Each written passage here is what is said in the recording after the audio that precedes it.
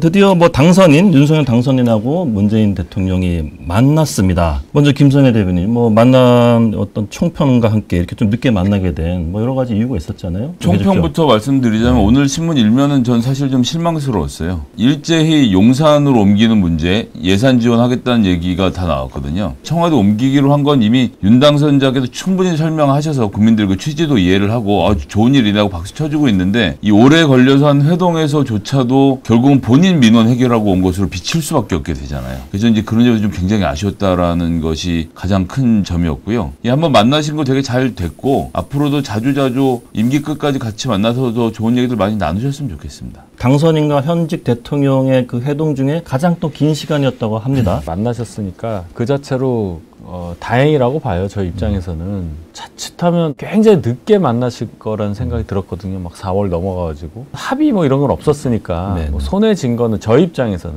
면밀히 예산 상황을 검토해서 용산 이전 관련해서 협조하겠다고 말씀하신 그 부분은 생각할 게 많다 뭐 이런 거 아니겠어요? 네네. 그 부분에서는 속 시원하게 해답을 얻은 걸로 보일 수는 없고 추경 얘기도 뭐 실무적으로 얘기를 더 해보겠다 이 정도니까 국민들께 안심을 드린 거 그 정도로는 의미가 있겠다 싶습니다.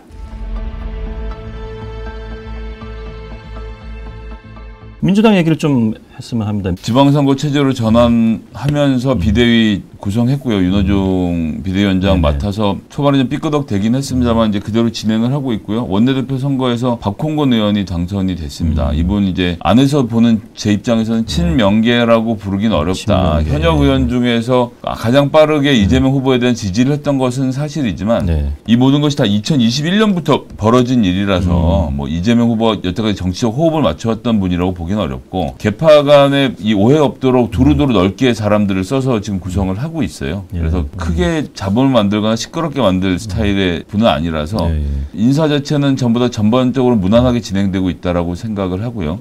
지방선거까지 잘 버티는 것이 요 지금 현재 지도부의 임무이고 그다음에 8월에 있을 전당대회 국면에서 이제 어떤 식으로 전당대회가 당의 미래를 만들어 갈 것인가. 2024년 총선 공천권까지 들고 있는 주요 지도부이기 때문에 이 문제가 이제 앞으로 많이 더 불거지게 될 것 같습니다. 국민의힘은 어떻게 지금 당이 돌아가고 있습니까? 후보 되실 만한 분들은 막 알아서 움직이고 있어요. 뭐 대구시장 나가시려는 김재원 전 최고위원은 어제 사퇴를 하시고 벌써 출마 선언하시고 또 유승민 전 의원 같은 경우도 경기지사 얘기가 나오니까 출마하든지 아니면 정계 은퇴하든지 본인이 의사표시를 곧 하겠다 이런 얘기까지 하고 있고 후보가 되실 분들 위주로 막 움직이고 있는 상황이에요. 저 지방선거 관련해서는 서울이나 부산 같이 큰 데는 현역이니까요. 그분들은 뭐 그냥 쭉 하시면 될 것 같고.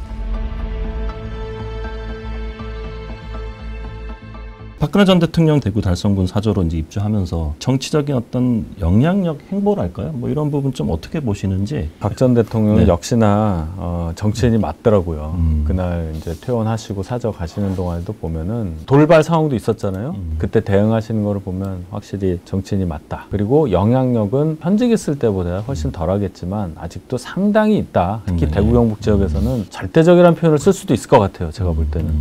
그래서 말씀도 대국민 메시지 이런 게 있잖아요.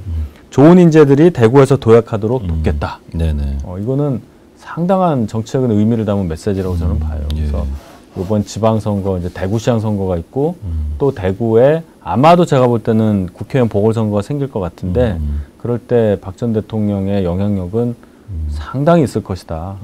후보 선정 과정에서도 그게 작동할 것이다. 적어도 대구에서는 저는 그렇게 생각합니다.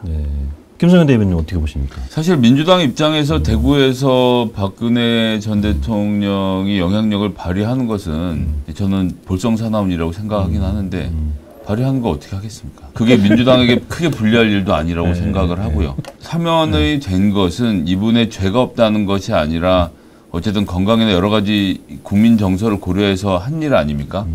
정치를 재개하기보다는 그냥 건강하게 행복하게 남은 여생을 잘 사셨으면 좋겠어요. 근데 뭐 대구에서 인재를 육성하는데 뭔가 힘을 보태고 싶다 이런 말씀들을 하실 자격이 있는가? 전 좀 씁쓸합니다. 한편은 씁쓸하고요. 그렇게 해서 영향력이 생기면 지금 이준석 대표가 뭐 대구까지 가서 박근혜 탄핵의 강을 건너자라고 외치고 그것이 대구 지역에 있는 국민의힘 당원들에게까지 어필을 해서 결국 당대표가 되어서 이만큼 진전했던 역사를 다시 뒤로 돌리는 것이 아닌가.